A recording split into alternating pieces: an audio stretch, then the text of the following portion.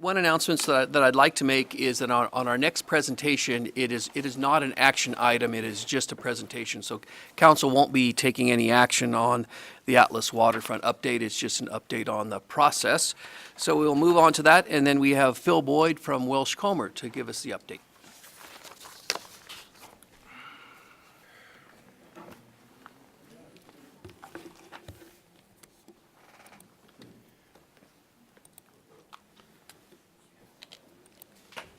Thank you, Mr. Mayor and council members. So tonight is just a short project update. I think as the council knows, there's a steering committee associated with the Atlas project made up of city council members, the mayor, city staff, Ignite board members, and we had a steering committee last week, and the mayor and Chairman Hoskins wanted us to provide an update with some of the direction we received out of that steering committee. So I'm just going to give two short updates tonight.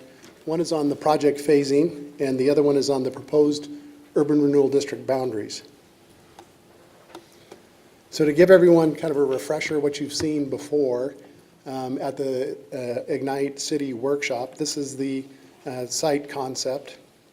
I'll point out a couple of features that you'll notice change a little bit.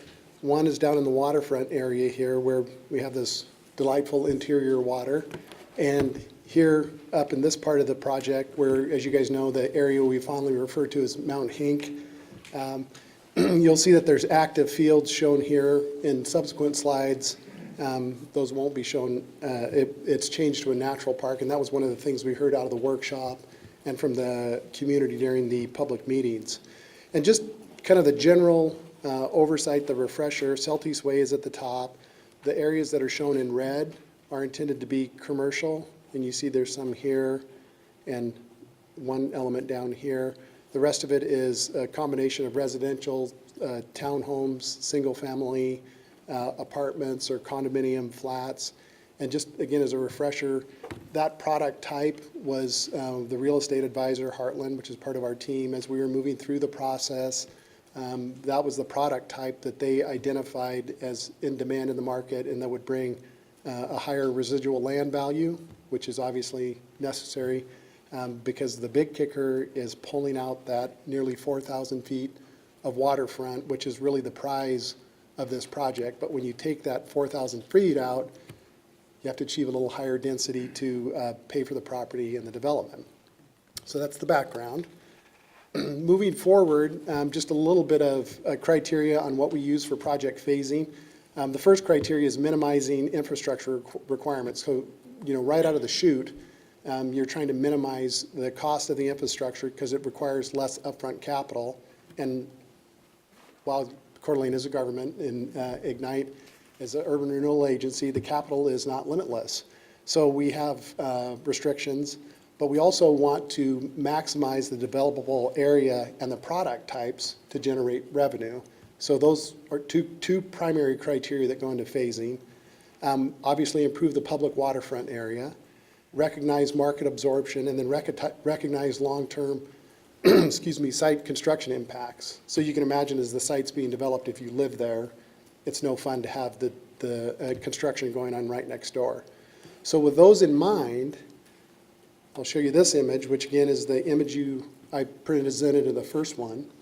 You can see what has changed is up here in the this northeast corner. It's a nature park, and down here you can see the water is gone, and that's really to indicate that the level of development in the public space initially will not be as intensely developed because of capital requirements. It would be great to go in there and spend many millions of dollars right out of the chute, but that's not possible in the first phase of the project. So it would be, we've named it, or Del Hatch on our team named it Clean and Green.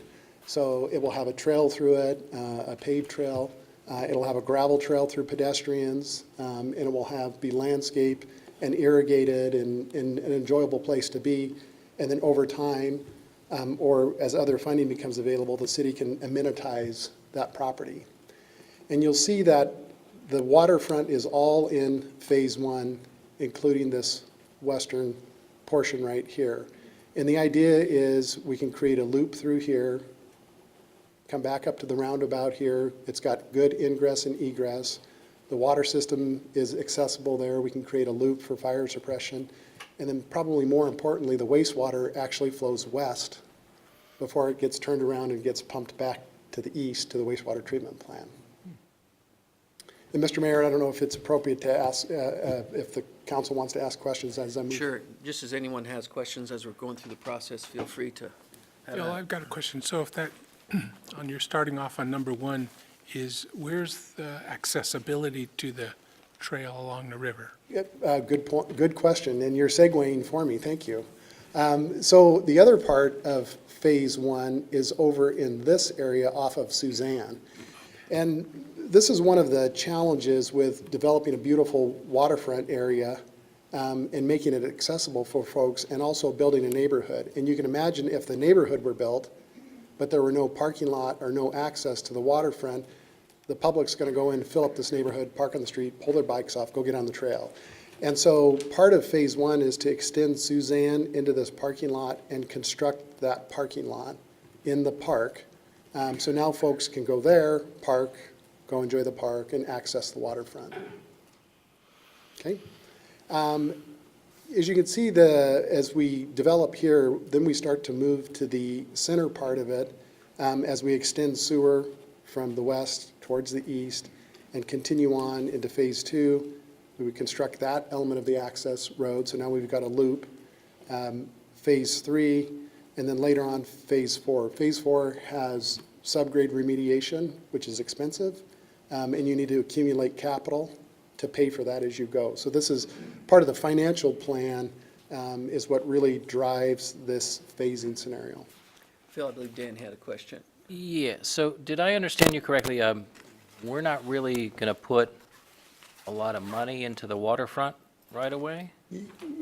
Initially, the way that the waterfront is developed is it would be developed to a level that we can afford from a capital standpoint. The council always, what the available capital is out of the URA, the council has the option to look at the amenities, and when you see the final development implementation plan, there'll be a base development, and then there'll be these amenities. Council can look at those amenities and say, gosh, let's go consider other ways to fund that, whether that's a general obligation bond, other availability, funding availability you have to you. But it's a council option, but right out of the chute, it's got a pencil. We don't know that that will pass, and our direction is develop a project that can be phased and implemented with the available funding. And the GO bond is not a certainty at this point. When you say "R," who are you talking about? Ignite, CdA, and the city. Okay, so this is kind of like the stuff you can afford now, and then if we want like a little lake in there with a wrecked pirate ship, that'll be coming later? I don't know that the wrecked pirate ship will ever go in. I want my wrecked pirate ship. I know you do. I know you've spoken to me about it passionately. I'm not sure it would meet with Bill Greenwood's Parks and Recreation Commission. It will. Okay. Phil, you might just touch on the shoreline stabilization and the possibility of grants and some other things. There's a lot of moving pieces, and the shoreline stabilization can get spendy. It is. The shoreline stabilization, and we've talked about that a little bit here before, as we know, or most of you know, or have seen photographs in earlier presentations, there's a fair amount of erosion through here. And one of the primary objectives of this project is to deal with that erosion, to stop losing real estate and stop discharging sediment into the Spokane River.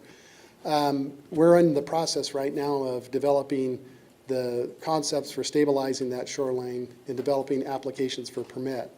We've budgeted, based on other projects we've completed, about $1.4 million to stabilize that. There are grant funding opportunities out there, and as though that grant funding becomes available, in theory, that money would now be available for other uses. For instance, a pirate ship. That's good. Thanks, Phil. Any other questions on that? I'll move forward. So that's the phasing plan. So as part of the phasing plan, we also have to consider how the urban renewal districts may be formed. And it's important to point out tonight that this is a project update. There's actually a formal process that the urban renewal district goes through where they adopt a plan, forward to the Planning and Zoning Commission. They consider it. If they adopt it, it moves to City Council. So there's a very formal process with a number of hearings associated with it. This was kind of just to let you know what's going on at this point, and then I think there might be some council action in a future meeting. With the Urban Renewal District, our objectives are considering the URD life, because each of the districts has a term, what their current financial capacity is, consider future valuation, what will be developed increment in the future, how much additional from the base and going forward, and then obviously following the URD expansion and creation rules. So this is a URD proposed map. Just to, again, give everyone their bearings.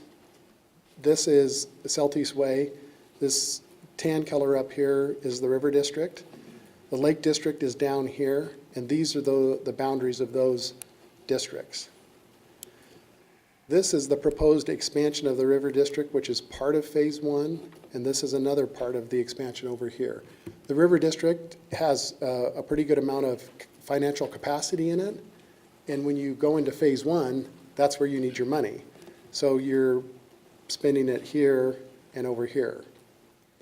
The Atlas District is a new district, and it would be created and continue into this area.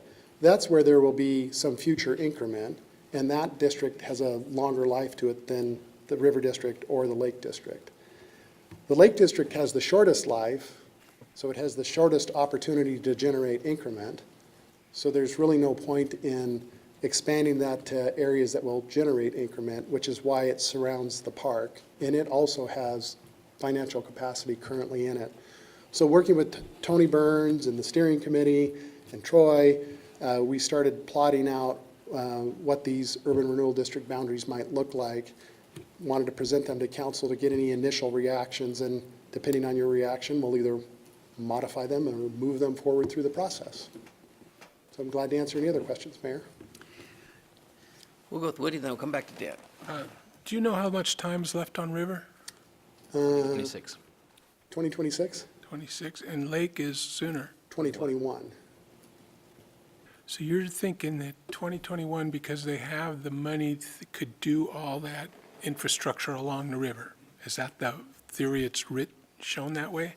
I wouldn't say all the infrastructure, I would say a portion of the infrastructure. But yes, the park improvements that I described earlier, perhaps a portion of the waterfront roadway through here as well, and the parking lot. And so it would be, the idea on the public improvements is for two primary reasons. One, the council's made the commitment and the city's made the commitment to reserve that for public enjoyment. Well, let's get it out there for use. So right out of the chute to make it available to the public to use in a nice state as opposed to just dirt. That's one objective. The other objective, as a potential occupant of that subdivision, you don't want to look at that and say, I wonder if they're really going to do something there, and you're going to go buy a lot. You want to go there and say, gosh, the park is there, how nice this is. I will buy a lot here. So those are kind of the two objectives and why the Lake District money would be spent in that area. So the Atlas District would be new Correct. from scratch. Yes. So as it built, it would generate some kind of, because it's not even in the city right now, right?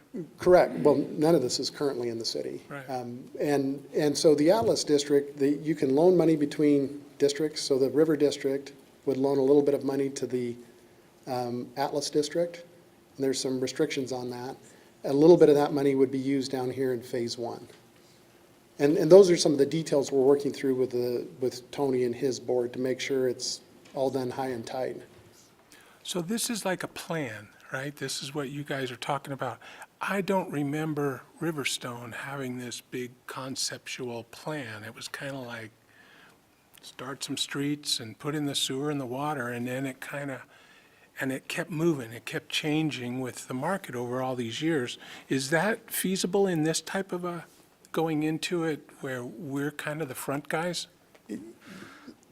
That's up to you. I'll answer that by saying yes, but it's up to you. Moving back to this conceptual plan, this plan is organized around a bunch of design principles, and so it's a solid plan. But you also want the market to drive the plan. And so the opportunity for that to occur is if the urban renewal districts are formed, and the market starts to dictate that, you will have, depending on how this moves forward, tools to consider those things. Again, if you don't want to do something in this area that's great right now, but may damage the other areas over here in the future. So the short answer is yes, as long as you're making sure that the white lines are on the road and you're staying in between them to not damage future phases. Thanks. Dan? Thank you. Phil, could you return to the map that shows the potential urban renewal districts? There you go. So I know that the Urban Renewal Board is concerned with what I have to say, and that gives me immense joy. But this map up here of the Atlas District, is that the whole district?